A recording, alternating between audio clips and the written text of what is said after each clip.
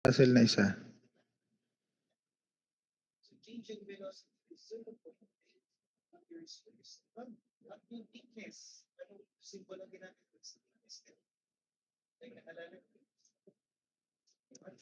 Dalawa bang Russell dito?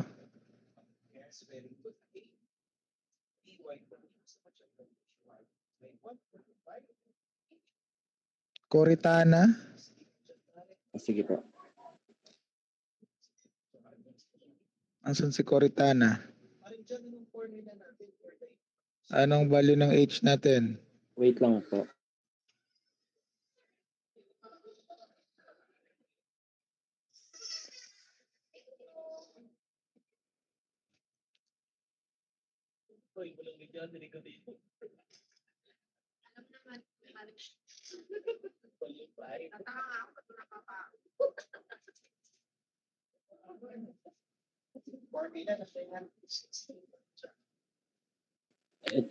Ito po.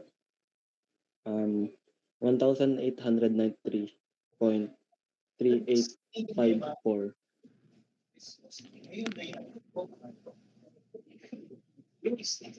Okay? Newton. So, yun na yung bagong value natin ng H. Okay? Now, we have the tension and the cable and the so hanapin natin yung reaction force. So, focus tayo dito. Okay? Kasi nandyan yung ating reaction force at the hinge. Sir, bakit hindi po sa kabila yung reaction? Kasi nandito yung hinge natin. Diba? Babalik tayo dun sa ating FBD. Andito yung ating hinge. Ano? So, ito na yung kanyang FBD. So, ito yung ating figure 5. Okay? So, if we have a value, so ito na yung ating tension, value ng T, ito yung ating H, ano? So, since na bago, 1323. IV pala ito, no? Kinuha pa pala yung value ng V. Ito yung kanyang opposite side.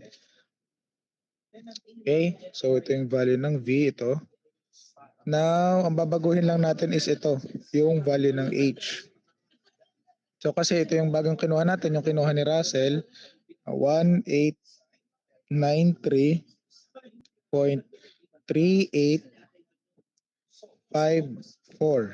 Newton. Okay? Tapos kinuha ito, so we have, so mababago din to kasi 9.8 din yung kinuha dito eh. Okay, so ito yung 9.81, tapos mababago ito. So pakikuha nga ang value ng V.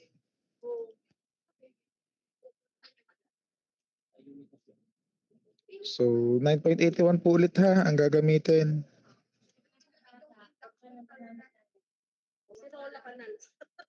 Oh, please take note, ito po ay yung T natin, hindi na ito ha. Baka pindot lang kayo ng pindot. Okay? So ito na po ay yung ating na tension na 2089.119378. Okay? So guys, ang mas prefer ko po na i-substitute natin is yung buo yung decimal. Pero pag final answer na lang natin siya i-round off. Okay? Pero halimbawa, itong tension, no, although siya hinahanap na final answer, okay, syempre round off natin siya. Pero kapag gagamitin pa natin yung value niya sa ibang equation, yung whole decimal po ang ating gagamitin. Okay? Para po para-parehas tayo ng decimal points. Okay? Naintindihan po? So since isa-substitute ulit natin itong value ng T, yung whole decimal ulit yung gagamitin natin. So 289.119378 sin 25. Okay, ano pong value ng ating V?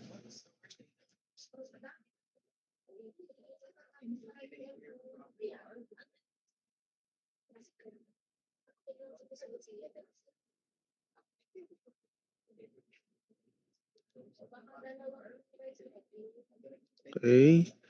Jules, anong value ng ating V?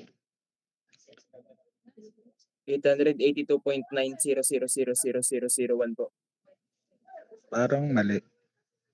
Okay, pakitry ulit. Dapat close lang siya dito ha. Dito, dapat malapit lang dyan ang sagot. Okay? Okay? Paki-check ulit yung calcu mo. Yes, Bricks.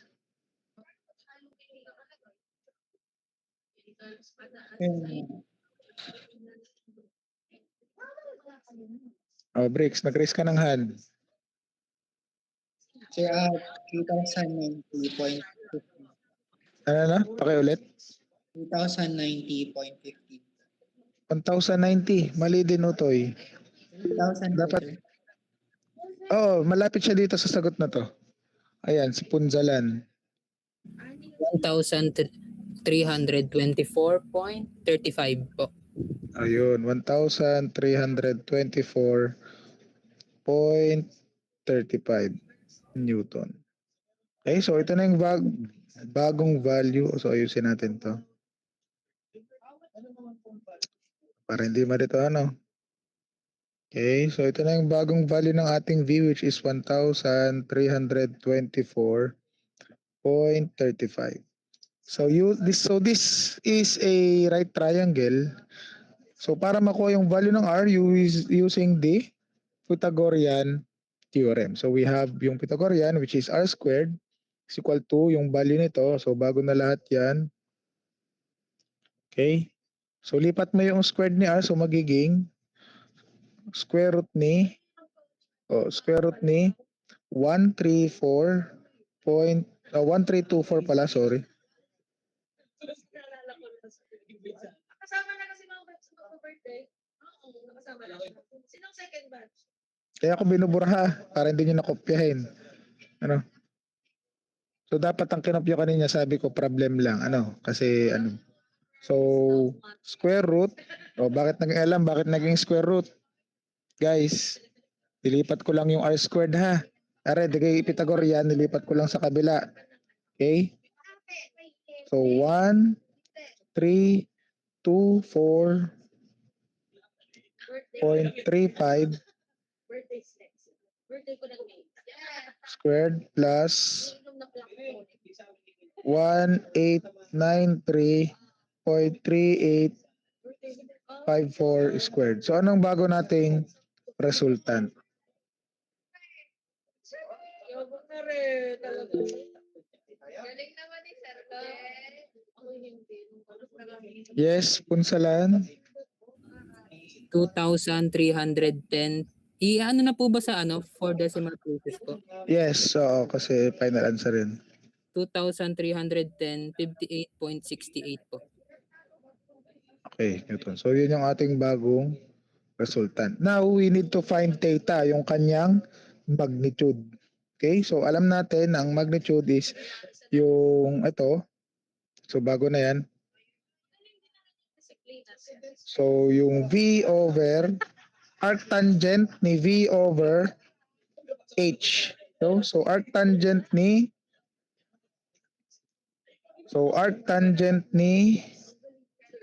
ano yung ating V?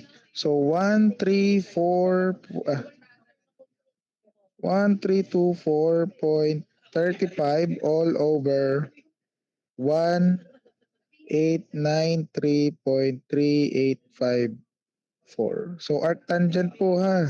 Yung may tangent na shift tangent. Pipindot sa calcu 1324.35 over 1893.3854. So ano po ang ating tangent? O yung iba naman ang sumagot. O yan, si Micaela. Sir, ano po? 34.9713. Okay, 9713 degrees. Okay. So yan po yung ating final answers. Asintabi na ha kasi kaya ko binura yung mga kasi ginamit natin yung nakasanayan na 9.81. Okay? Kasi baka malito kayo eh. Pero guys, please take note din. Halimbawa, may sinabi sa problem, use G is equal to 9.4 o 9.5. Sir, gagamitin pa po ba yung 9.81? Hindi na po. Kung ano po yung given sa problem. Pero pag wala pong sinabi, we always use the constant value. Intindihan? Baka mamaya sa exam, malito ha? O may given na, nilagay akong given na G. Sir, ano po gagamitin? O hindi ko na po sasagutin yun kasi sinabi ko na po ngayon sa lecture. O, please take note, bawa pag may given na gravitational acceleration o G sa problem, or may nakalagay na use G is equal to 8.5 o kaya use G is equal to 9.2, yun po yung gagamitin. Pero kapag wala pong sinabi, use the constant value. Okay, which is 9.81 meters per second squared. Kapag English naman, ay di 32.2 feet per second squared. Okay? So sige, pakikopya po muna yung ating naging final solutions and answers. Huwag lang pong basta ini-screenshot ha. Kinokopya po ng maigi at tiniintindi at sinusolve ulit. Okay? Okay, I'll give you time. 2 to 3 minutes to copy. May questions po ba?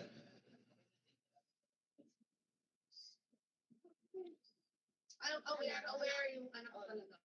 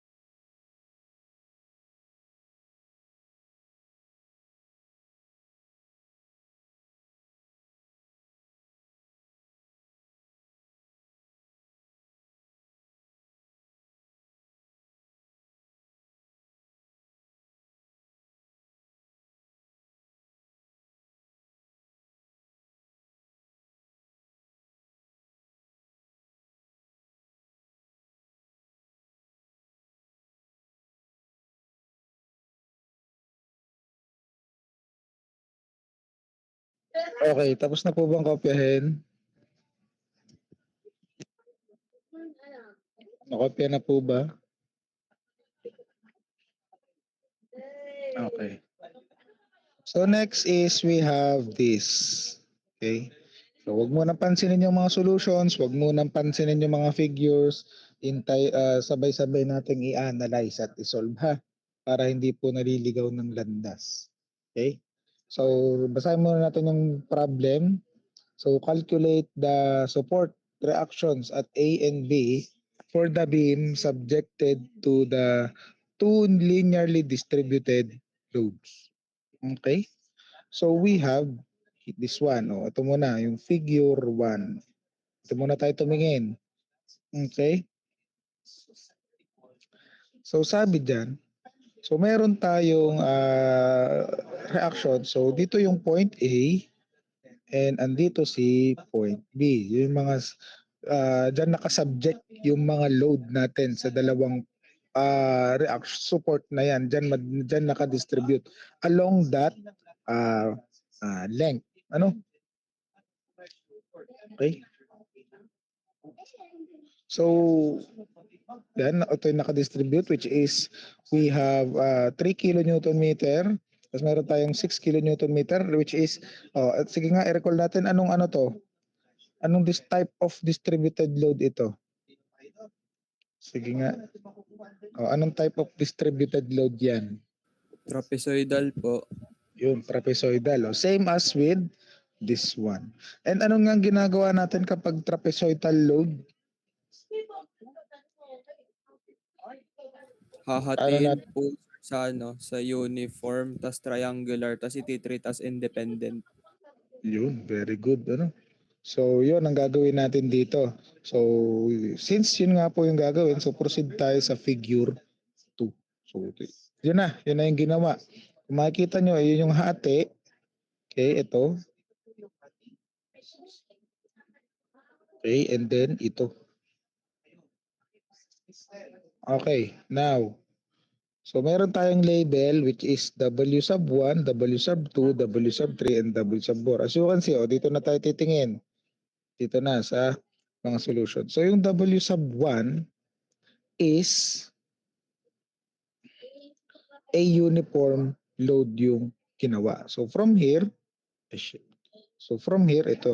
lang siya. Ano? So yung 3 kilonewton per meter na distributed load times yung sa kanyang perpendicular distance which is from here to here, that which is 2.4 plus 1.6 kaya naging 12 kilonewton. Next is yung W sub 2 na triangular load. So dito hindi na in-emphasize yung 1/2, automatically over 2 na yun palagi. So paano po naging 3 kilonewton? So since itong kabuuan na ito ay 6, okay? So since nahati siya, di 3 times yung kanyang distance from here to here, which is also 4. 2.4 plus 1.6 over 2, kaya naging 6 kilonewton. Okay? And next, yung ating W sub 3. O ganun din, triangular distributed load lang din yung inuna. Okay? So 3 kilonewton times 4 is equal to 12 kilonewton, and same as yung W sub 4 din na triangular load, okay, is 3 kilonewton times 4 divided by 260. So equal ito, no?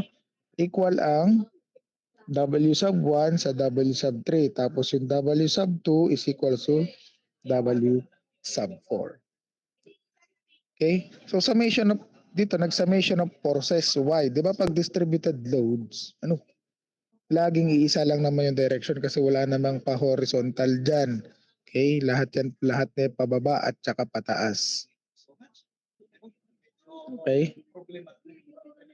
So dito, ang in-assume dito guys, is ang summation of forces vertical, lahat ng pataas ay positive. Okay? So W sub 4 plus W sub 3 plus F sub n. Kung maaalala nyo, di ba, yung normal force is tangential or perpendicular dun sa edge nung ating support. So kaya F sub n yan, yung normal force. Okay? So vertical force din siya pataas. Ano? Okay? Minus A sub Y. Yung A sub Y natin pointing downwards. Okay, ito. Yeah, shit. Nasaan na? Ayan, napaka-sensitive ng tablet. Ano? So, ayan. Ito yon. Okay? So, minus kasi siya ay pointing pababa.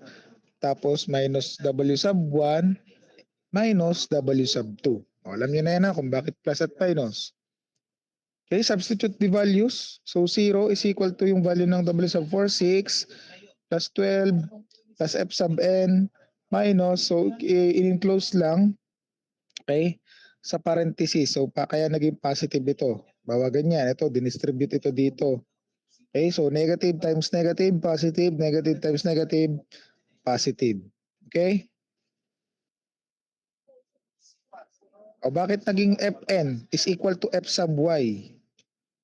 So ito, kumbaga, 6 plus 12 is 18 plus F sub n is equal to AY, okay, minus AY plus 18. Okay?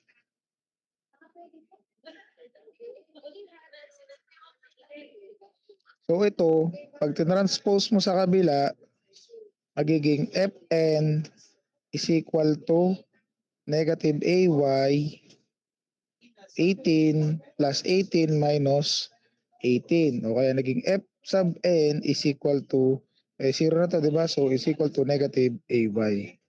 So in absolute na lang ito. Okay?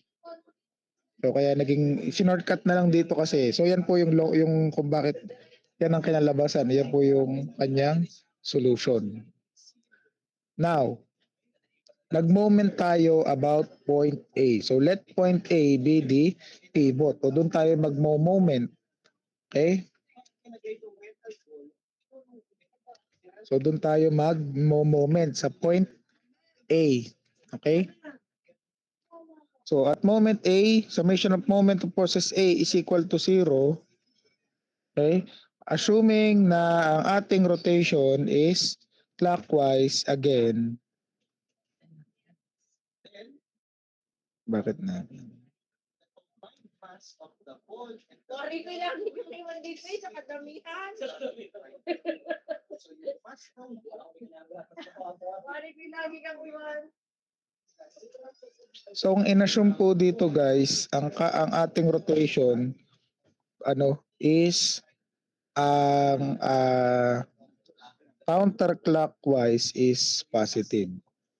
So kaya yung ating W sub 4 is positive. Okay? Kasi pag ganun siya kay A, hindi niya makakasalubong si A. From here, diba, magmo-moment kay A, ayan. Okay? Hindi niya kasalubong.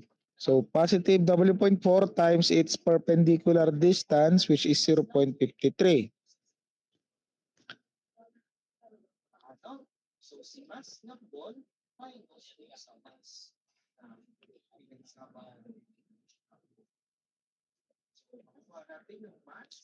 And then, yung ating W sub 3, okay, is positive also from here. Kung positive yung pataas ng W sub 4, edi positive na rin yung W sub 3.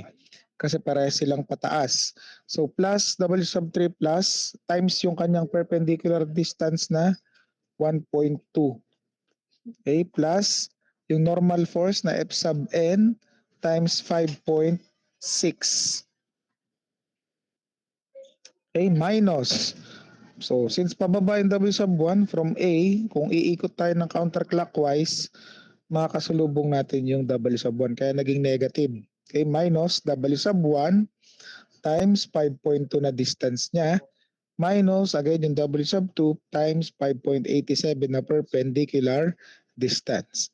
So, simplifying the formula, substituting the values of our W, na nakuha sa distributed loads. So, 0 is equal to 6 times 0.53 plus ayan, substitute. Ayan, shortcut ulit. So, himayin muna natin dito. So, magiging 0 is equal to 6 times 53. 0.53 is 3.18 plus So 12 times 1.2 is 14.4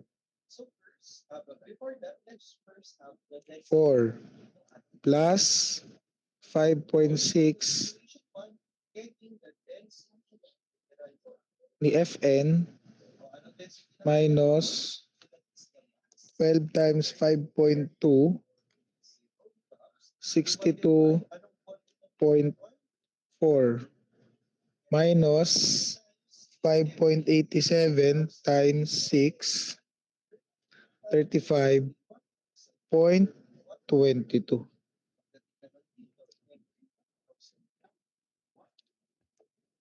Okay? So, pag tinranspose natin,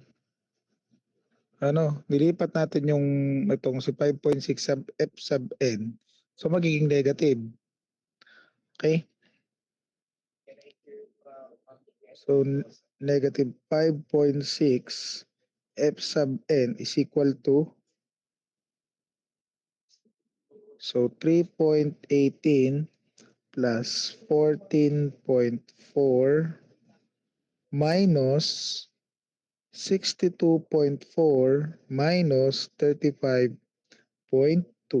So, simplify nyo nga to. So, negative 5.6 f sub n is equal to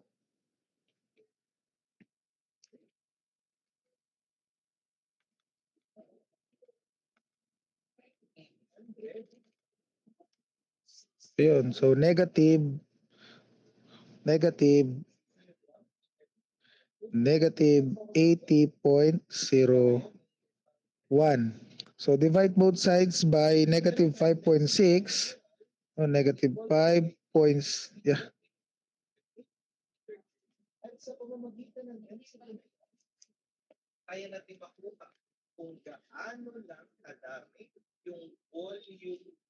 Divide both sides by negative 5.6. Now, therefore, our Fn, dito na lang ha. F sub n is equal to, ano pong sagot? Paki-round off sa 4 decimal places.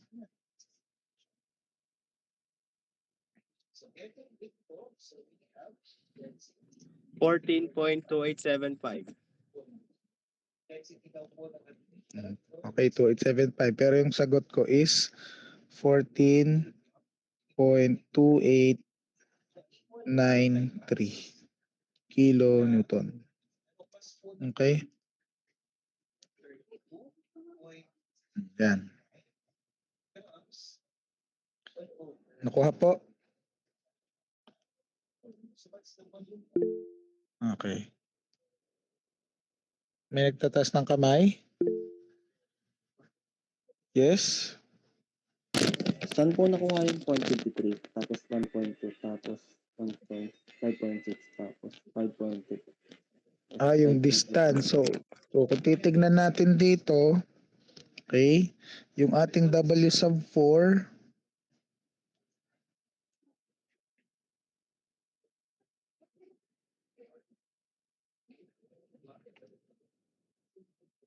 .2.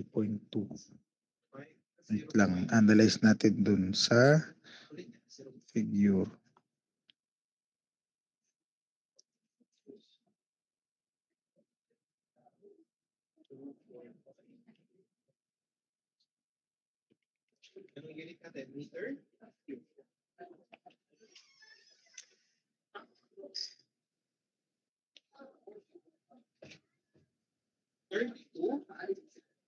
Ang mangyayari dyan ay divided by 860.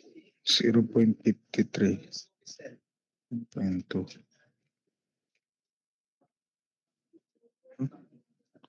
So yung W sub 3, yung 1.2 nakuha yon, 'di ba? Nasa kalahati siya nung ito. Ito, yung ating W sub 3. So yung kalahati ito ay 4, so 2, 'di ba? Minus, so meron pa tayong 0.8 dito. So 2 minus 0.4, 1 ay 0, 2 minus 0.8 pala, sorry. So yun, 1.2. Kaya ito yun, nakuha yung 1.2. Ngayon, yung 0.53 naman, is 32.239 grams po. Ngayon, pagdating natin dito, ito po ay naka-grams pa.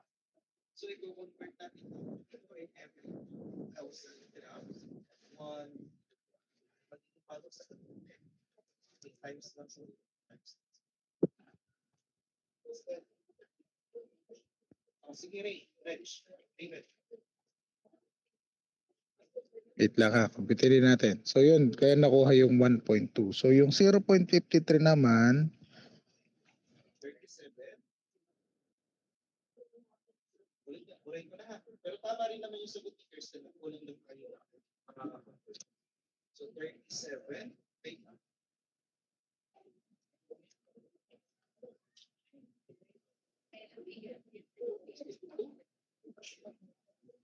Ako? 32 divided by 1. Divided by 860. So, ang sagot ko ay is 0.7.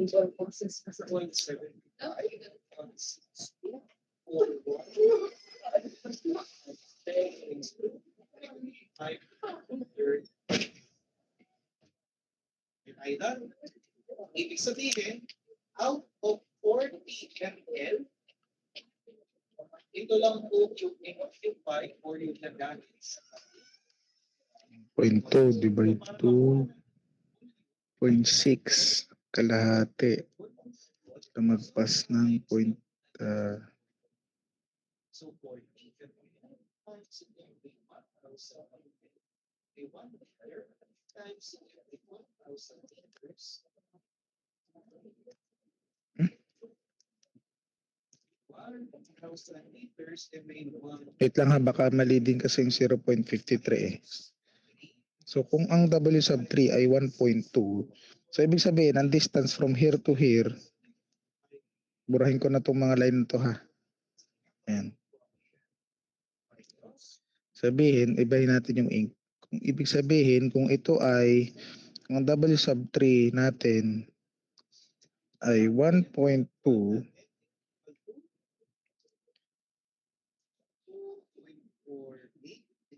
ay 1.2,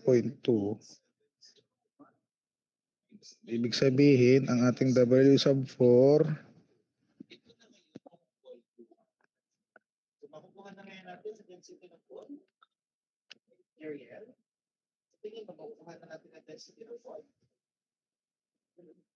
1/4. Highest combination.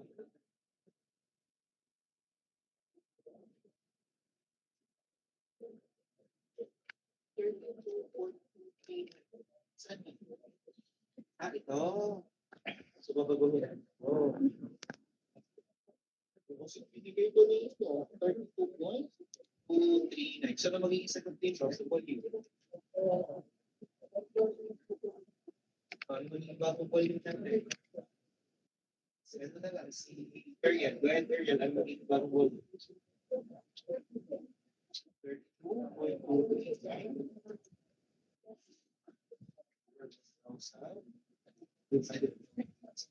Go ahead.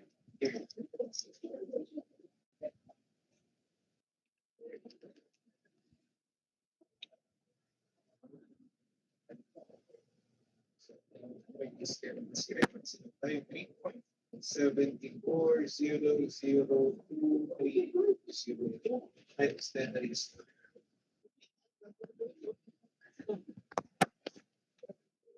then, ang makuha natin, pati 7.5.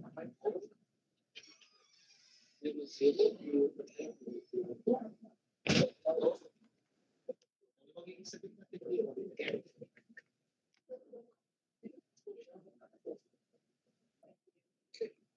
Alex Lopez, kaya lang sagot natin dito. 3.2.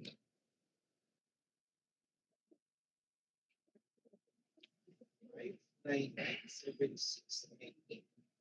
Something times 10 raised to negative 6 meter. Kung ito yung nalang ko na. Ngayon, meron na tayong volume ng ball. Therefore, makukuha na po natin ang intensity na ano one intensity ng ball plus the ball divided by sa ball. So, ito total natin lahat ito. Yung buong distance nito, ito ay 8. So kung iba pag ano, kung may idea kayo ha, ito isolve din natin ha. Para mas maano tayo. So kung ito ay 8, total niyan ay 8. Okay? So yung 1.2 nakuha na natin. So yung kalahati ng 4 minus 0.8 kaya naging 1.2. Ngayon, kunin natin yung iba. So si W sub 1 is nandito.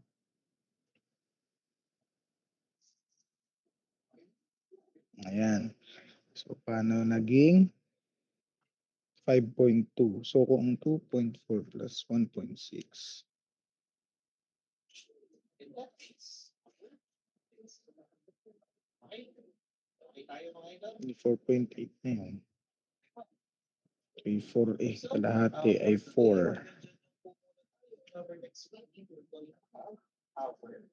Okay. So, 'di ba?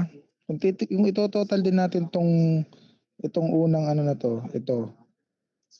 'Di ba ay 4 'yan. Ngayon, nadagdagan siya na kasing haba niya si W sub 3 which is 1.2. So kung 4 from here ano from here hanggang dito is 5.2. So 4 plus 1.2 kaya naging 5.2 from here. So ito, dito yung 1.2. Dito sa gitna kasi kung dito sa gitna, 2 lang yan. Okay? So kaya then dito siya from 1 point from W sub 3 yun ang 4 natin. Nagets ga? Hello?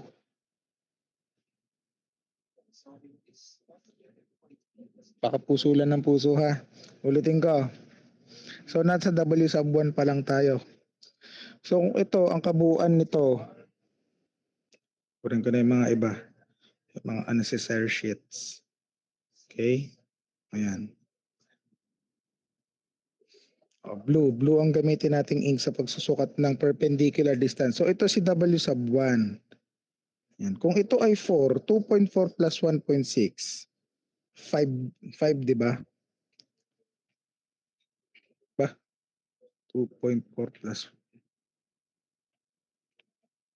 4. Kung ito ay 4, tapos kung ito mula dito papunta rito ay 1.2. Ibig sabihin 4 plus 1.2, 5.2. So ibig sabihin mula dito 'yan.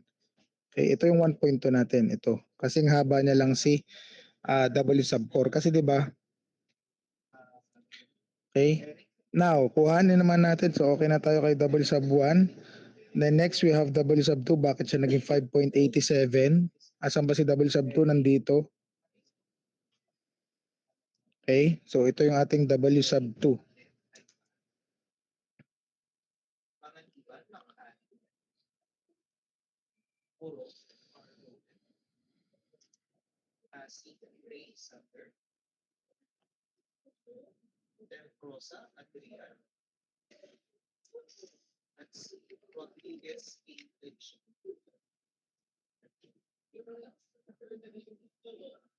Dapat dito yung nakalista. 6 plus 1, 0 yung isa. 2, 4, 5 na tayo. 6.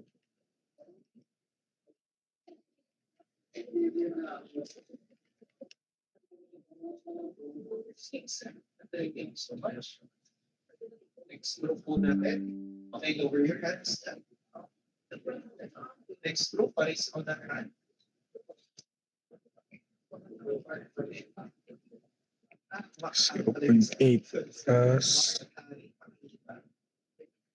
Manalo. Please naman po. Si Mark Harvey.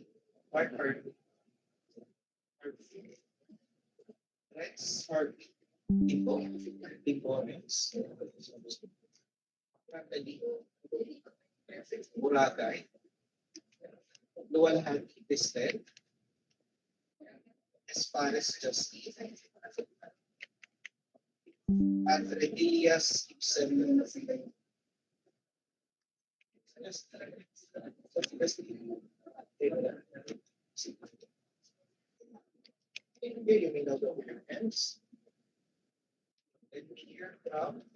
Is your head? 8.8 lang.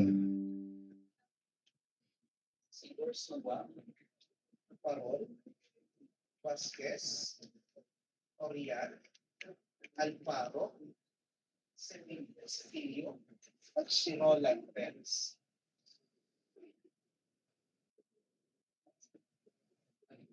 $1.6 plus 0.8 is 2.4.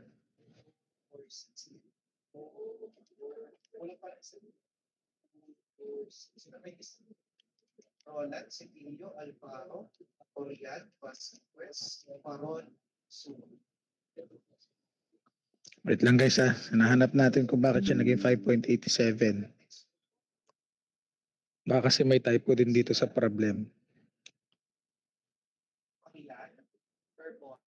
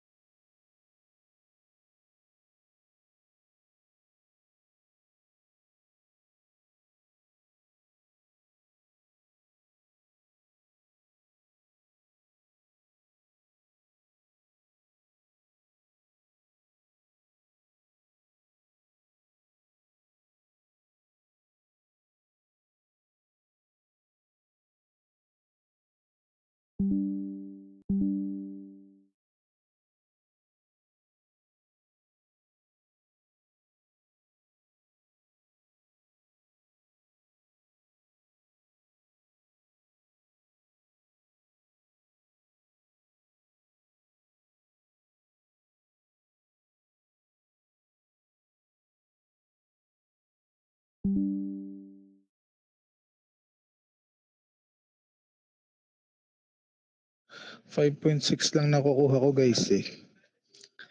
4 plus 4 plus 2.4. From A ha, yung ating computation from point A. So kung from point A, distribution load natin is 4. 6.4 na.